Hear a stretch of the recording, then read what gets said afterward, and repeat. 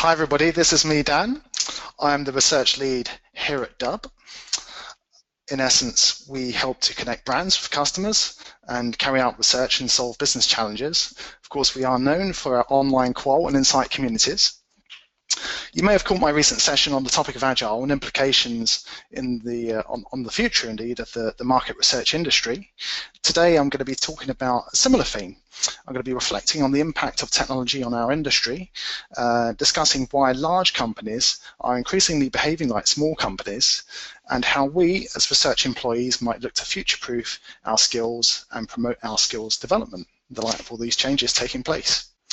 So we'd like to kick off with a big attention-grabbing headline, Beware the Robots. Developments in technology are undoubtedly making a huge impact in market research, not just with respect to agile, automation and artificial intelligence, but the integration of research and insight gathering into the client business. Most notably, the big data explosion. Ray predicts that something like 40% of market research jobs, as we currently know them, are no longer going to exist in 5 years' time. Of course, the same jobs are going to be carried out. The work is not going to disappear. It's just that what's going to be carried out is going to be carried out by computers instead.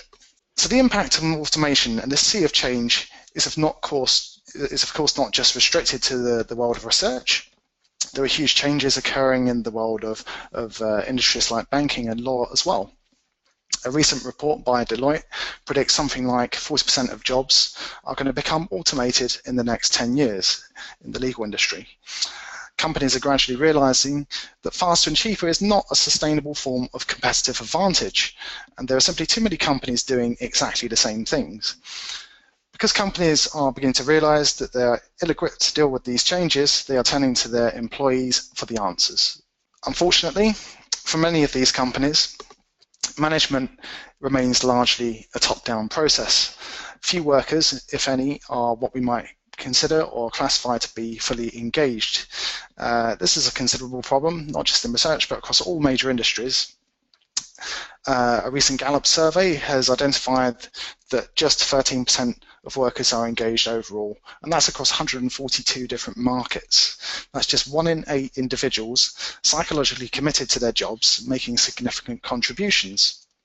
Furthermore, something like a quarter are what's classified as actively disengaged. So these are people that are unhappy, unproductive at work, and liable to spread negativity amongst their co-workers. The basic problem is that recruitment practices haven't drastically evolved since the arrival of CVs back in the 1920s, with a focus on hard skills. Big businesses are getting bigger, but they're not necessarily becoming more profitable. Hence, attention is turning towards working practices and employee engagement in order to drive profit.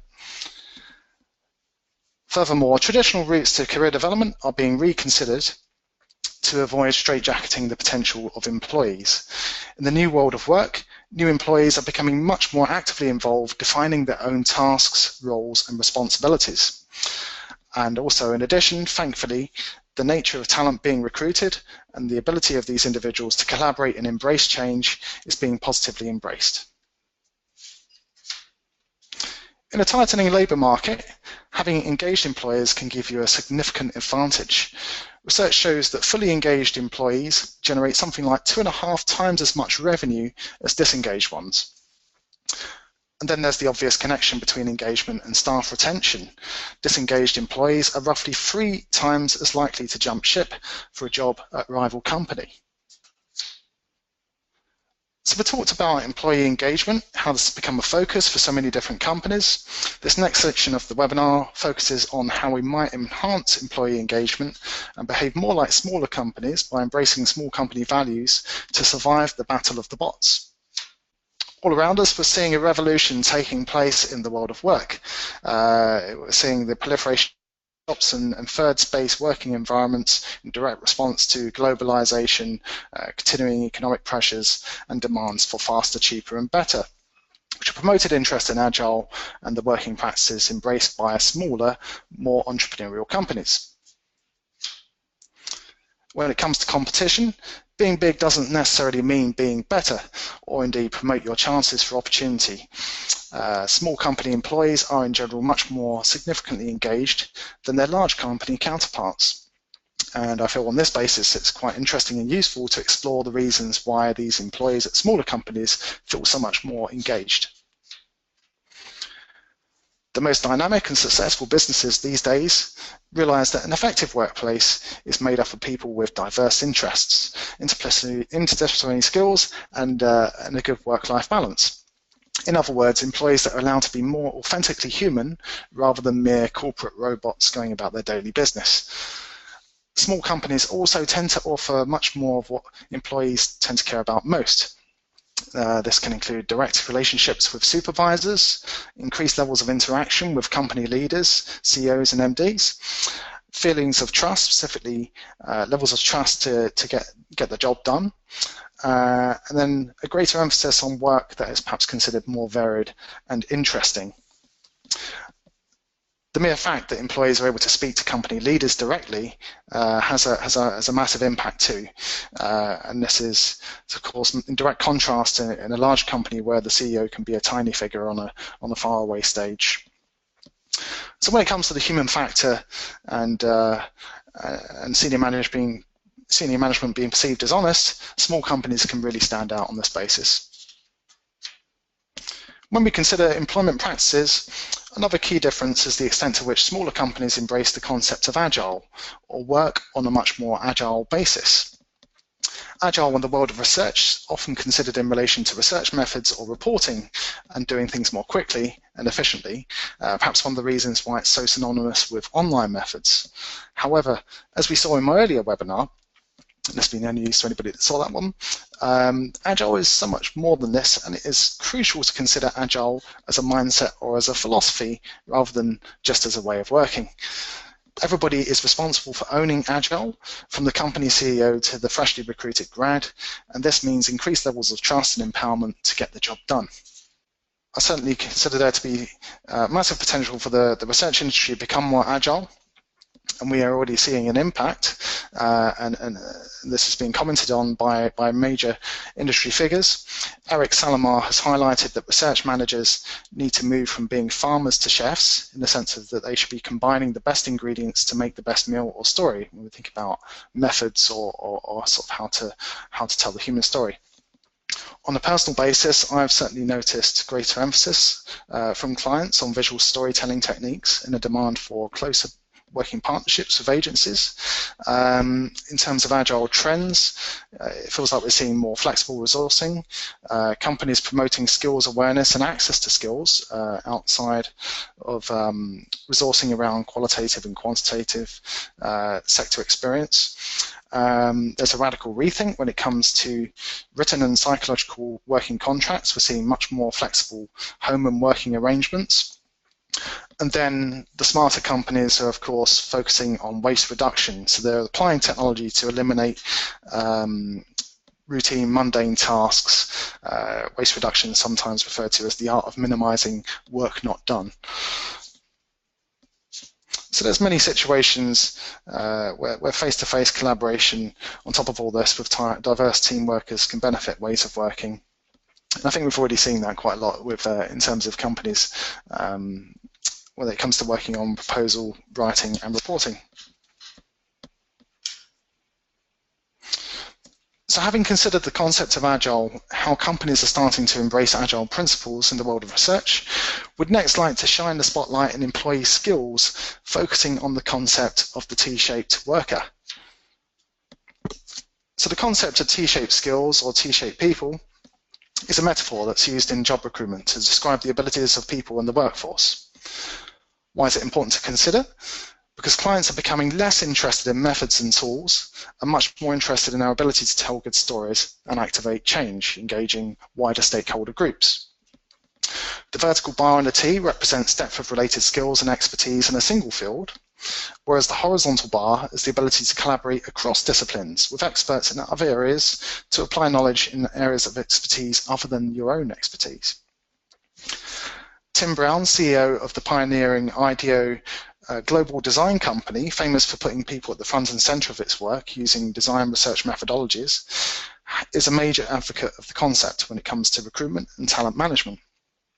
He actively seeks T-shaped workers by recruiting directly from design colleges that actually mentor and nurture T-shaped skills amongst their grads.